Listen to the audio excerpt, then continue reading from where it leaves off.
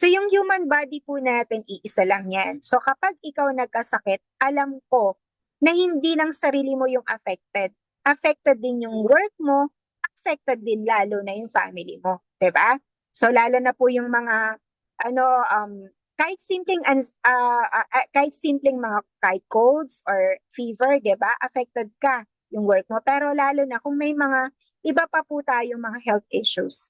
So affected po 'yan. And I know nakakaramdam din po tayo minsan na stress ka, hindi ka makatulog, sobrang sakit ng katawan. Pagkagising mo pa lang, feeling mo parang ano ka na ba? Parang pagod na pagod ka, 'di ba? May mga ganun po ba kayo? Okay, yun po, hindi po natin gustong maramdaman, pero minsan po nararamdaman po natin. Okay. Ito po, very, very basic po. Etong human body po natin, yung pinakamalaki is the organ.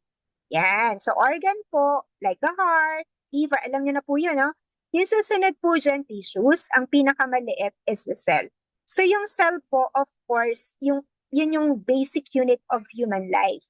So, ilan po ba sa palagay mo ang cell sa katawan mo? Yan. Alam mo po ba kung ilan yung cell sa katawan mo?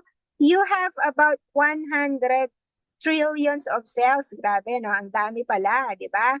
Okay, so eto, every human cell, ano yung kailangan niya? Eto, familiar ka dito eh.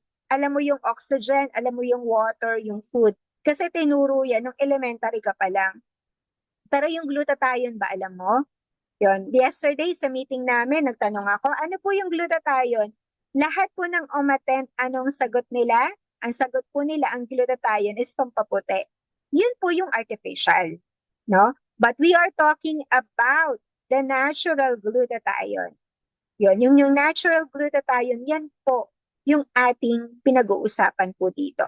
So, ang kailangan po niyan, etong apat na to. So, kapag po kapag isa po dito is absent, so kahit mawala yung isa dyan sa katawan mo, mamamatay yung cell. So meaning, kapag walang glutathione yung katawan mo, mamamatay ka. As much as oxygen, water, or food. Pag wala yung mga yan, mamamatay ang cell.